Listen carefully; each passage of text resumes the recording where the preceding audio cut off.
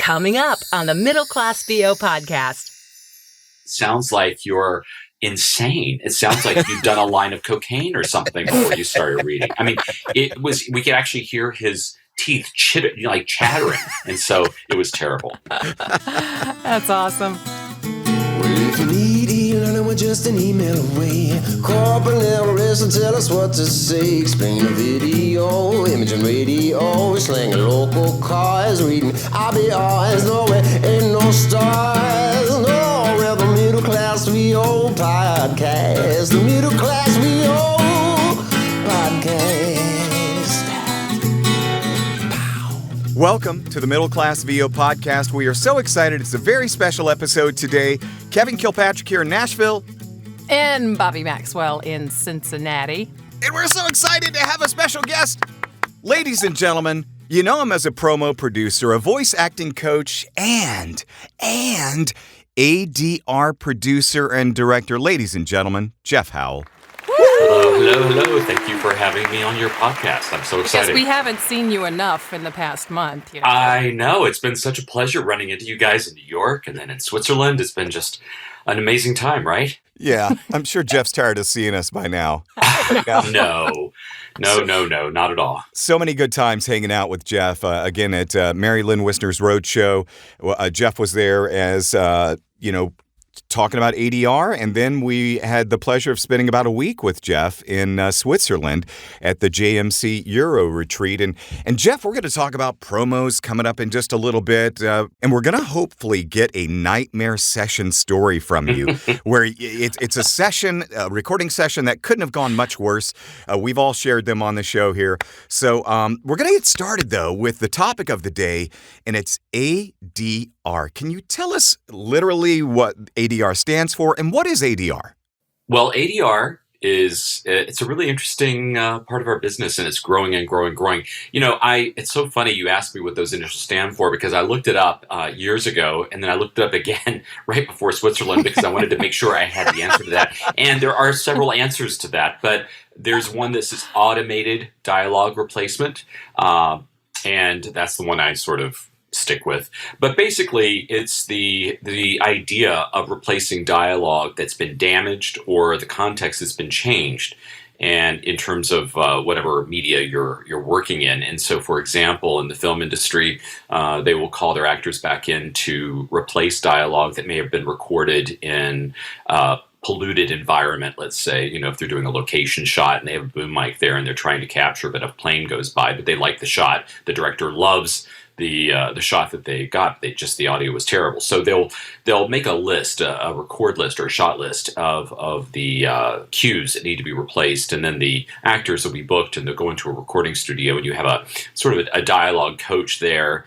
The director usually doesn't get involved in post as much because they're usually too busy, but the dialogue supervisor will step in and direct those sessions and try to emulate the environment and the emotion that was in that scene to just capture it in a clean way, so that the mixers will have a cleaner track as opposed to a polluted track where you have someone talking and there's some noise going on in the background. Sometimes they can't change it. Sometimes they have to stick with it. And as I mentioned, the other reason is that, let's say, for example, in the scene, the actor delivered a line in a certain way, and then the director didn't catch it, or they just were moving too quickly, or it was the last shot of the day, or whatever. And then when they go back in editorial and look at it, the way the actor delivered the line didn't fit the scene properly, or the director decided post the actual shoot that they felt that line could be delivered in a different emotional way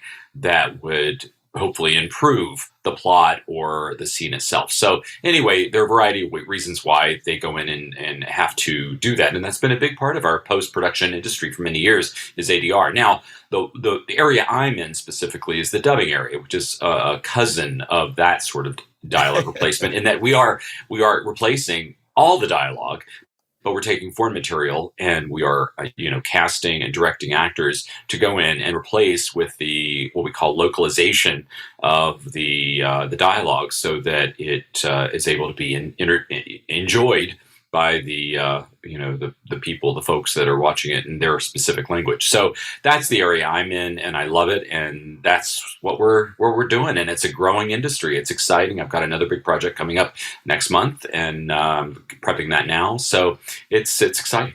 I loved working with you in that class in Switzerland. It was just thrilling to me just to be able to see how you do that. And I've been watching Netflix a lot since I got home, and I saw the Empress, and that was dubbed. And now I'm going like, oh wow, to see if they catch the facial expressions and all that. So it was a fun class, Jeff. Thank you. I love.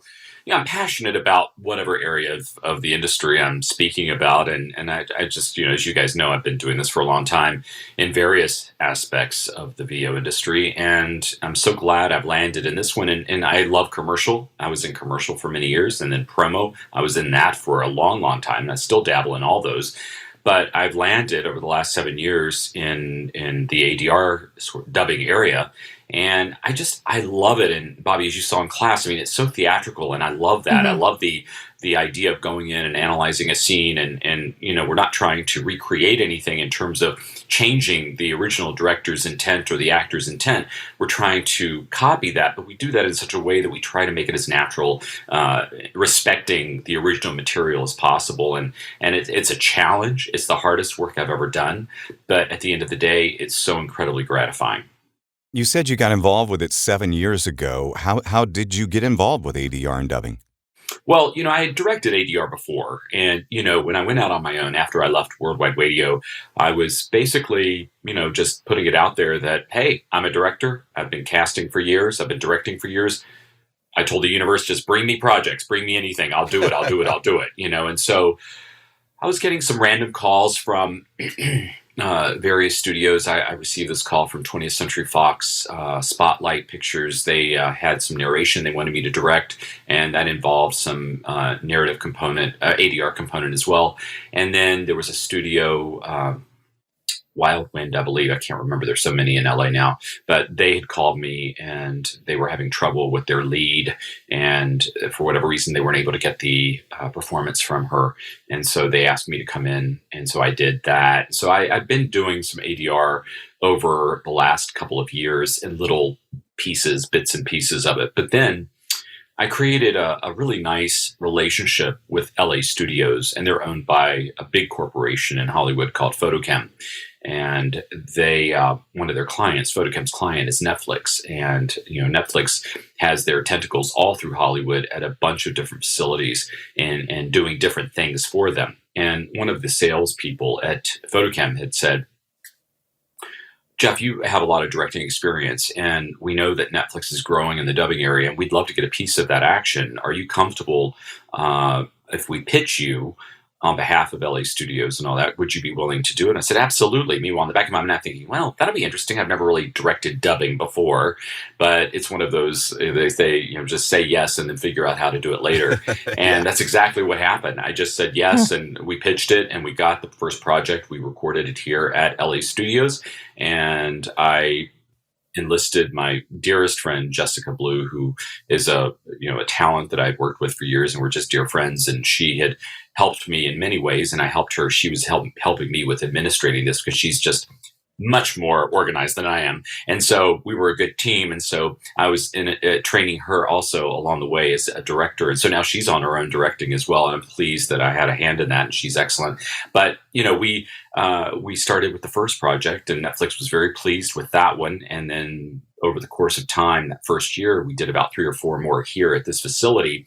And then what happened was several of the producers at Netflix liked my work. And so they asked me, are you just with Photochem, or can we pitch you to other facilities? I said, yeah, I'm independent. So I started working at VSI, and then I started working at Dubbing Brothers.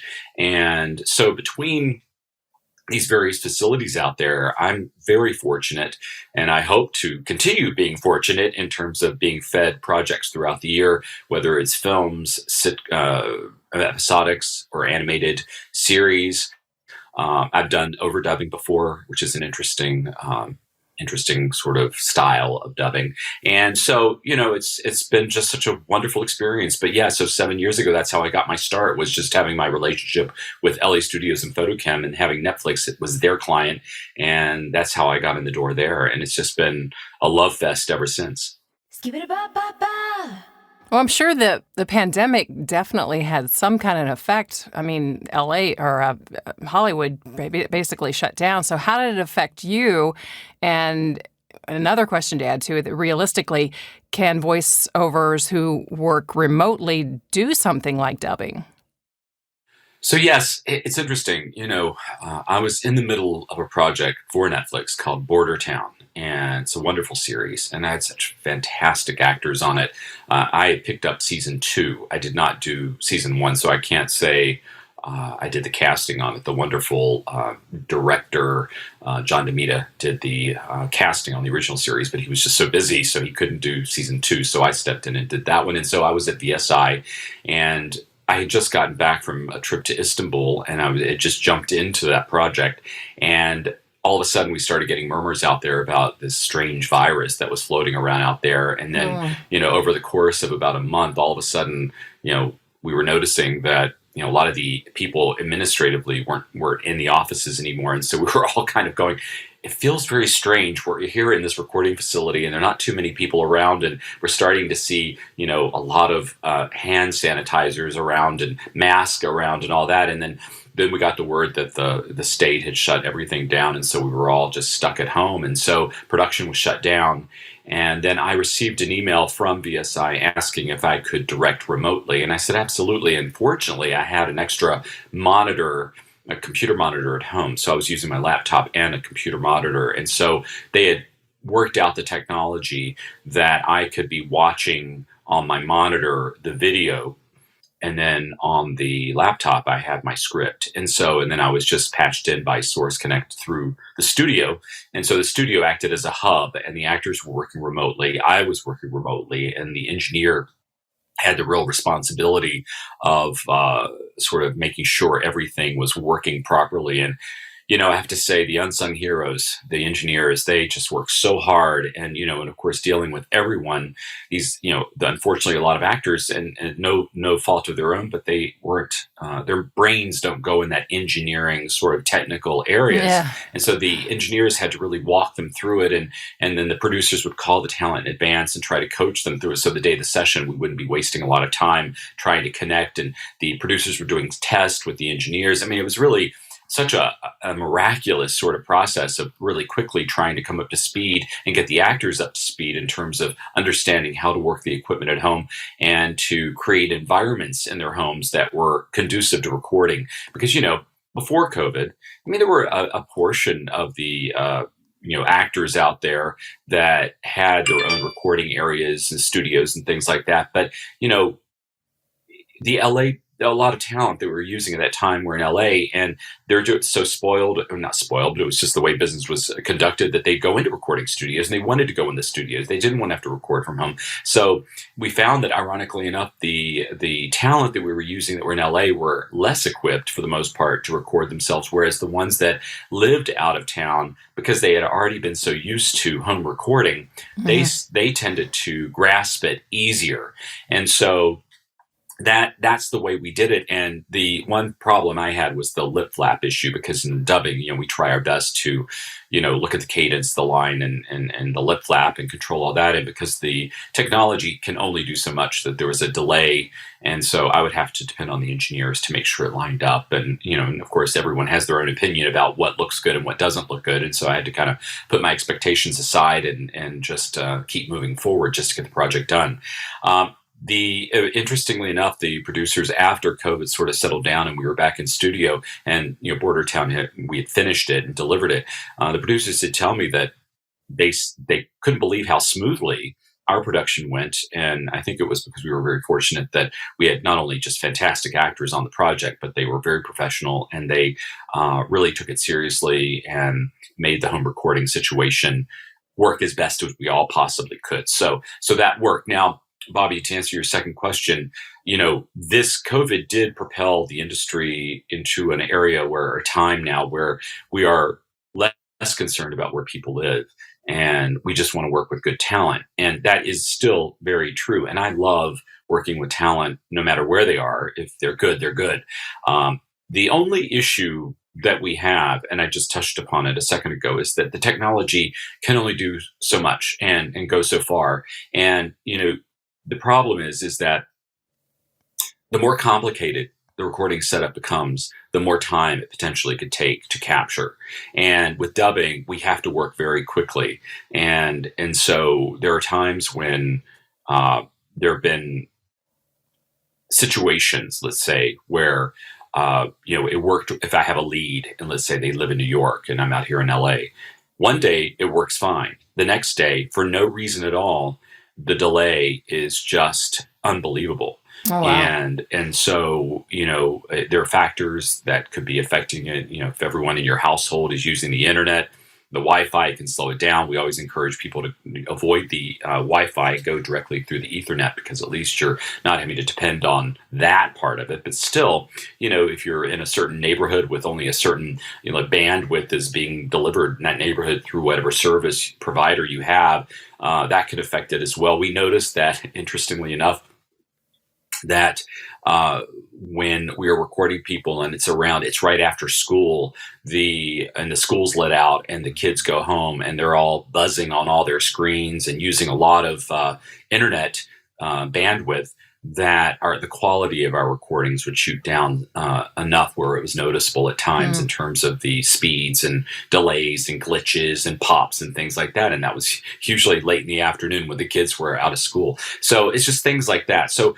technology, it's amazing that we're able to do what we can do. And I'm so thankful that we're in an age where we can do that. And it's only getting better.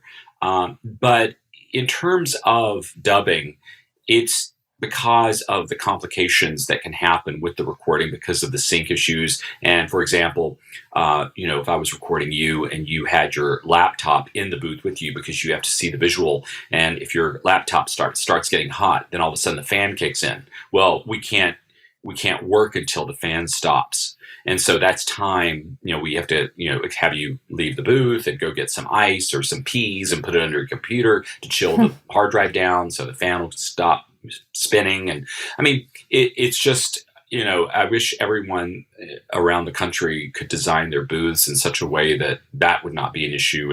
And I wish everyone had upload and download speeds that were just top notch, and then it would make it a non-issue. But because of the technical, we are, to answer your question from 5 minutes ago, as I tend to do, sometimes go off on tangents, but it's not that we don't want to work with people in other parts of the country, and it's not that we won't work with people, but I know that when I do want to work with someone that doesn't live in LA, I have to have a very good reason why, and I have to present that to the producers, because they know that there's a reality of the fact that if you're not in LA, you're not going to be able to attend the session in person, obviously, and that there are potentially going to be some technical issues. So I guess as technology gets better, that will be less of an issue. The good news is that from an emotional standpoint, in terms of just from a directorial standpoint, and I've spoken to other directors as well, we don't care where you live. If you're good, you're good. And if you're right for the project and your voice sounds like it's coming out of that mouth, and you're reliable and you're on time, and all the factors being all the things that we consider important, then it's not an issue at all. And so let's just hope technology gets better. That's Get Worthy. We're talking with Jeff Howell, promo producer, voice acting coach, ADR and dubbing producer and director. And Jeff's going to favor us with a nightmare session story coming up in just a few. And he just talked about some of the nightmares that could go on with ADR and dubbing. Jeff, did you just kind of encapsulate the biggest challenge with ADR and dubbing, or is there something else that's the biggest challenge in ADR and dubbing? Well, I think technically aside, I think that the biggest challenge in dubbing, is to continue to try to make the experience of watching a dubbed material, a feature or sitcom or episodic, seamless. And, and I mentioned this in the class in Switzerland, and I continue to tell everyone, especially when of course, as you can imagine, I bristle when people go, I don't like watching dubbing. I'd rather read the subtitles. Yeah. And That's my work. I know. And so I then get on my soapbox and I explain to them the difficulties that we face with dubbing, and that, we do the very, very best that we can. And it's not that when you watch something, it's that because someone dropped the ball. It's just because there are so many factors that go into trying to line up the dialogue, and different languages obviously have different lip movements, and the context is so important. And that's why I always tell people, if you are going to watch a dubbed piece, do not activate the subtitles too, because oftentimes the subtitled line is completely different from what the actor is saying. I've noticed that. And the reason why is because what we do is we protect the context, but then we start rearranging words or changing the words to match the mouth opens and closes better and the speed of the line. So that the rule number one is that when a mouth is closed, you don't hear anything. And when a mouth is open, you hear something. And we do try our very best. And, as you can imagine, in various languages, there's some flapping that goes on, that, certain languages tend to be flappier than others. And so we have to fill in dialogue sometimes to make it fit those lip movements. And so you'll have a line of dialogue that may have been four words in the original language, but in the English language, we may have to double that. And so the line is different. We have to add a lot of extra words. So, and there is a term out there that we use, and as directors, we're told not to try to steer away from things sounding dubby. And that is when the language is so awkward, and it's clear that what we're trying to do is, it's the balance of, well, do we not have it sound dubby and a little smoother, but yet it doesn't fit the lips, or add a lot of words and it may sound a little clunky, but it looks great and the context is there, and that's when it's dubby. So, there's a balance to that, and, so we have to strike that. So, I think that the biggest, Kevin, the biggest challenge is that, talent aside and technical aside, it's the actual challenge of trying to deliver a well-executed product, but taking into consideration all those factors, it makes for an incredibly tedious session. I always tell people it's like putting a line under a microscope and analyzing it. And a lot of work goes into preparing these scripts before they're loaded into the voice cue software. And then when it's put in voice cue, then the adapters get their hands on it and they change it as well. So a lot of work goes into it. And so I think the biggest, as I was saying before, the biggest challenge is trying to just make these a very a watchable product that people will enjoy. Correct me if I'm wrong, but I think I saw in the press release this morning for VO Atlanta that you are going to be back, right? Yes. Hey. Yeah. And you'll be doing ADR and promo sessions? I think so. I mentioned JMC, when I saw him in Dallas, I pulled him aside and I said, I know I'm very well known in the promo world, and I'm thrilled to be known in that area. And I directed promos for many, many, many years. And I still, on occasion, direct promo. And I, of course, still have friends in that industry. It's, of course, ever changing. And I said, I'm on board to continue teaching, because it hasn't really changed. I mean, it evolves a little bit in terms of technique and all that, but it is, promos are promos. You're not really changing it. So I feel like I'm still obviously qualified to teach it. But I did tell him, I said, the ADR world is growing so much, especially obviously in the dubbing area. And I said, I would love to start trying to incorporate that into these sort of events. And he agreed. So I think I'm going to be doing both, but that really is entirely up to him. Well, with promo, we're just going to touch on it briefly because we have your nightmare session coming up. With promo, we're definitely seeing more opportunities for women and diverse VO in that genre. Do you see a time soon that's going to be evenly represented in the promo world? I don't see it if you're saying completely 50-50 female male. Is that what you mean, Bobby? And diversity too. Oh, diversity. Okay. Interesting question.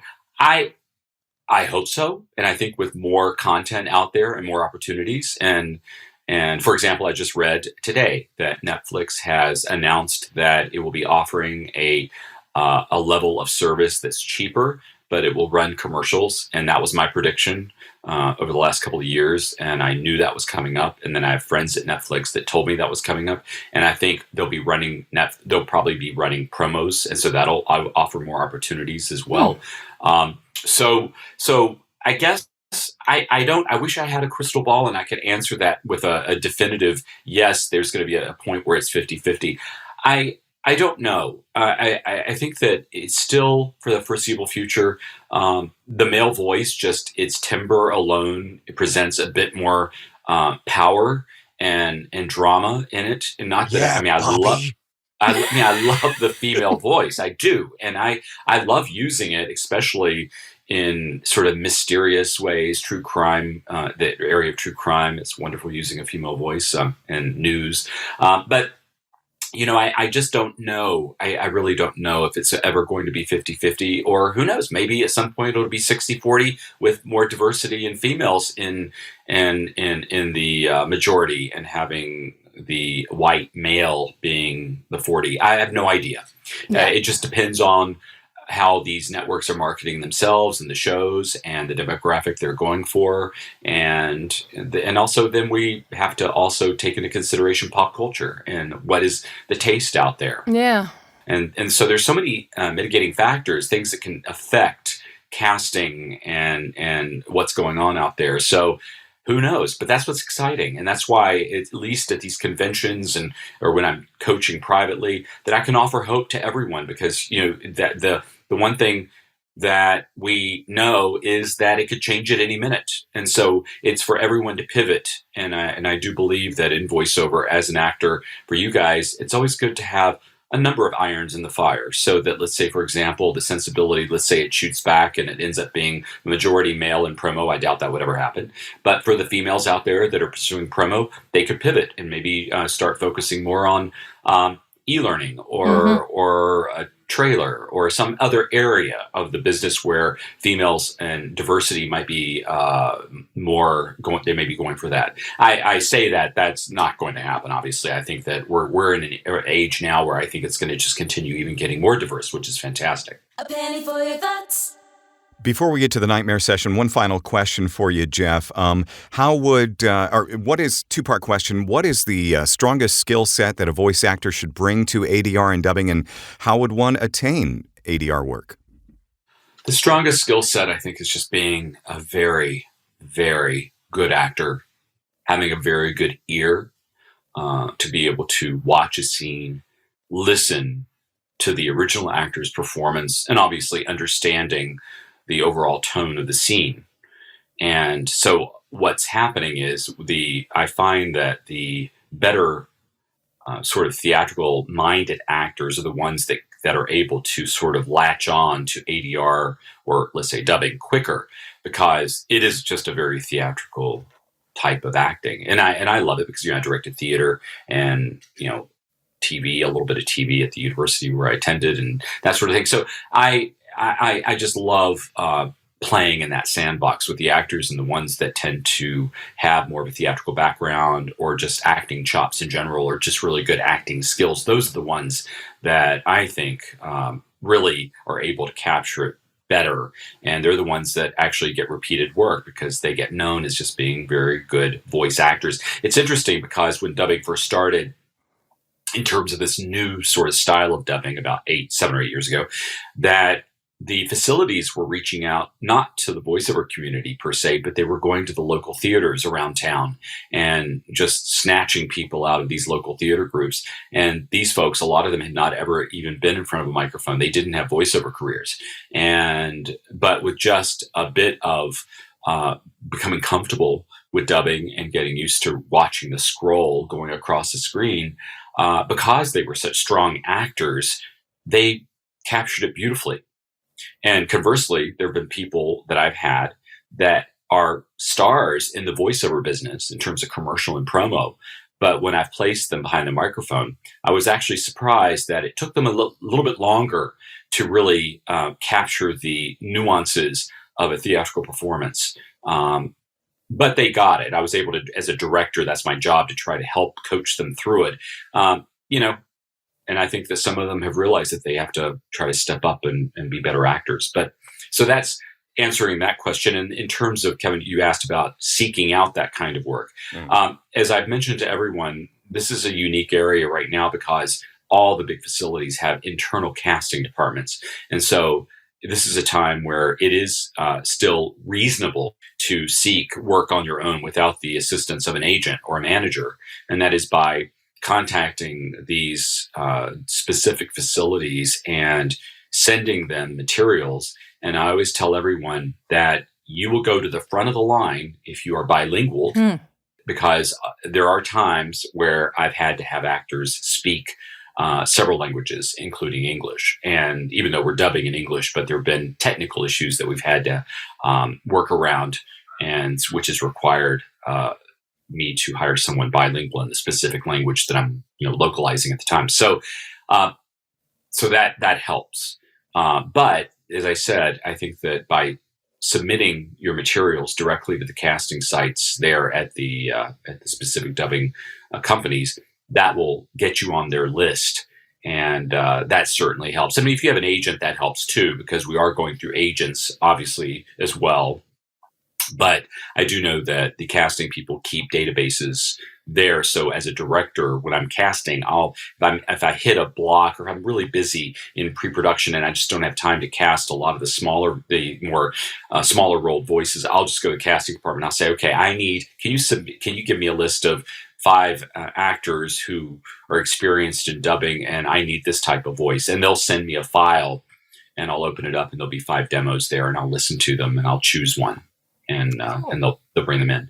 So yeah. So I think that, and I think, Kevin, I can predict your next question is, who are these companies, and how do I get to them?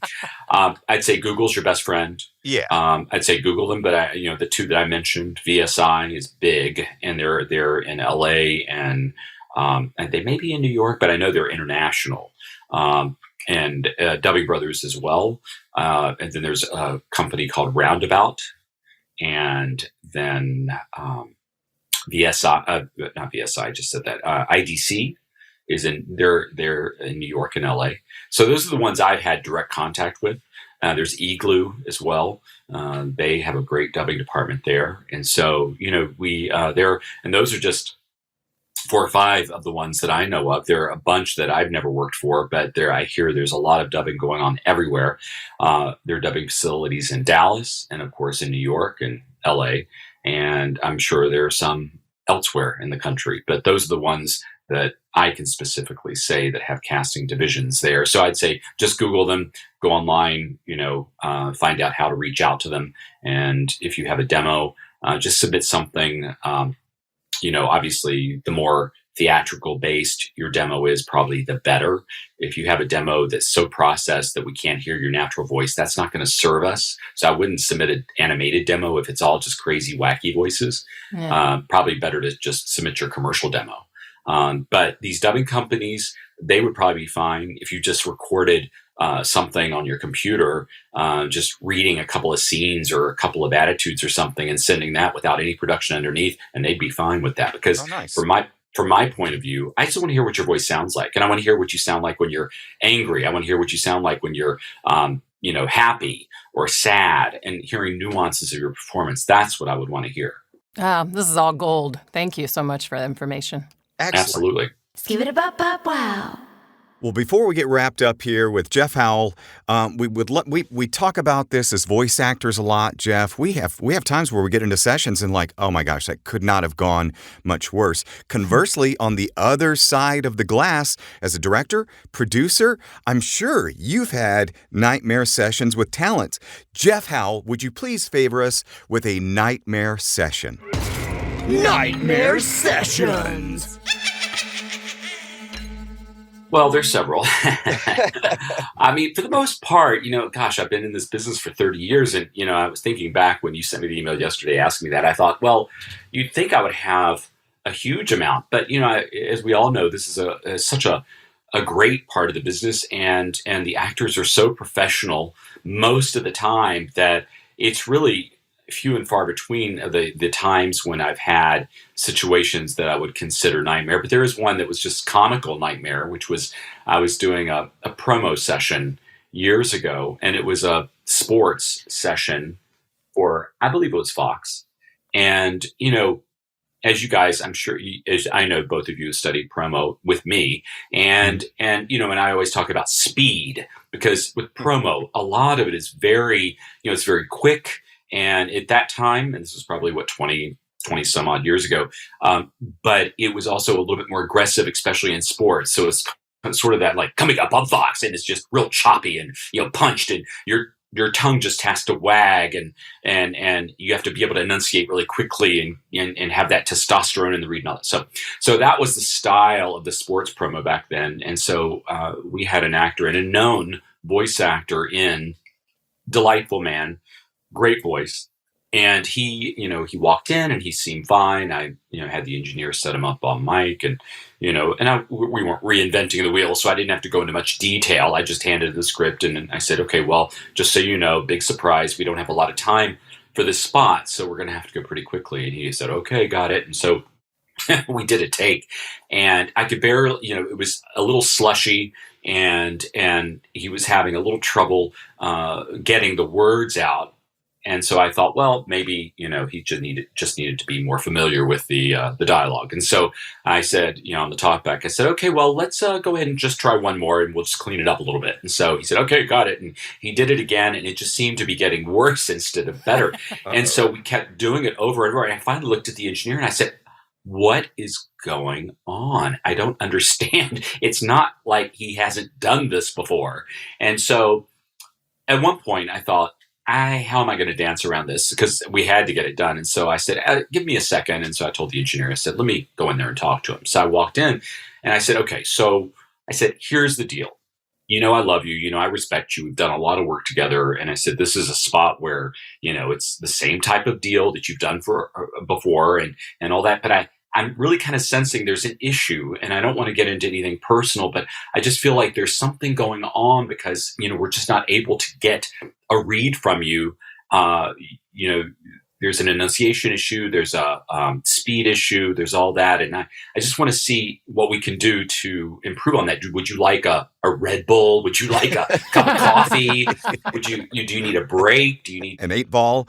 Yeah, something, And so he looked at me and he said, oh, you know what? I guess I should have taken that muscle relaxer before I walked in. Oh no. And I looked at him and I said, you did what? And he said, well, I'm having some back issues. And so I thought maybe to get through the session, I would just take a muscle relaxer and then I would be able to get through the session. And I said, you do realize the tongue is a muscle. And so if you're relaxing your back, you're also relaxing your tongue. Your instrument. Yeah. He said, oh, I never really thought of that. You're right. Well, of course, and then he's like, I never really thought of that. I said, I think what we need to do is we need to postpone this session, and maybe this afternoon, if you're in the neighborhood, you can come back and I'll explain to the network that, we had an issue and we have a little time on this. And if you don't mind, I don't want to put you in pain, but maybe take Tylenol for a couple of hours and then come in and do it. And so we kind of had a good laugh about it. And of course, a couple of eye rolls. And then as soon as he walked out, I called the agent. I was like, oh my God, please tell your actors not to take muscle relaxers before they come in. And they of course were horrified. And that became a nice big running joke for a long time about the fact that, the actors shouldn't be taking those kind of drugs before they walk into the studio. Or CBD or anything. Yeah, you go, exactly. And then, but, and I will say another side note to a different session that became a nightmare session. I had an actor who was so anxious. It was a recurring account that we had. And it was IVR. And a lovely man. This actor, I'd worked with him for years. Lovely man. But the dialogue that they started, creating and sending to us to have to capture, and IVR is that phone messaging sort of information when you call and you're on hold and you're having to listen to endless prompts before they pick up actually and talk to you. And anyway, but he would get so nervous that he started drinking Red Bulls. And I noticed that every time he walked in, he was more jittery. And at one point, the engineer turned to me and said, he literally looks like he's jumping up and down when he's reading. And it was like he was enraged. And finally I went in and I said, okay, here's the deal. I so appreciate the fact that with these sessions, you're really trying to step up your game. But I said, cut out the Red Bull. You can't use the takes. It sounds like you're insane. It sounds like you've done a line of cocaine or something before you started reading. I mean, we could actually hear his teeth chattering. And so it was terrible.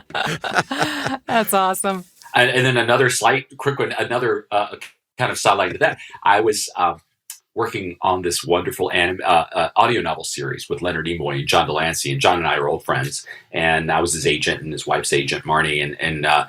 And so John had asked me to be the supervising producer, and then I ended up directing a few of these classic audio novels, sci-fi audio novels, for a company they created called Alien Voices. And we ended up working together on about 7 or 8 of them, and then the company dissolved, but it was a great time. But Leonard would come in, and Leonard was so funny. I have so many Leonard stories, but he walked in and he would sit down, and this was at a time when the recording studios used to have tons of candy lying around, and I didn't know he had such a sweet tooth. And there was a big glass jar on the counter, and it had those chocolate Hershey Kisses.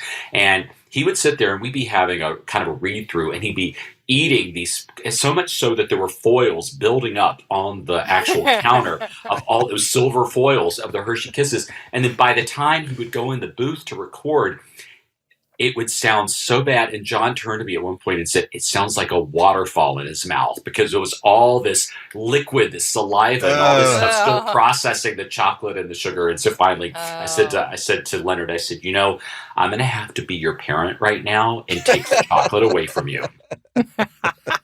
Oh, chocolate's terrible. Oh, I know. It's so bad. But anyway, there's some great, funny, listen, the stories we all have along the way. It's such a great business, and for the most part, I've had so many wonderful experiences with actors, but I've had these interesting experiences as well, which just make you laugh. Oh, man. ADR producer, director, promo producer, voice acting coach, Jeff Howell, thank you so much for joining us today on the Middle Class VO podcast. Jeff, if a voice actor wanted to reach out to you for coaching, how would they reach out to you, please? I think I could be emailed. You can email me at my email address, jeff@jeffhowellvo.com. I also have a website, jeffhowellvo.com, which is just, you can go on, there's a Squarespace link where you can put your information in, and that just goes right to my email, and I can get back to you that way as well. So fun. Thanks, Jeff. We really appreciate having you on. Bobby, it's so great to hear your voice. And Kevin, it's always great to hear yours. Thank you so much. Thanks for being part of this today. Okay, my pleasure. You guys take care. Bye. Oh, well, the Middle Class VO podcast. Middle Class VO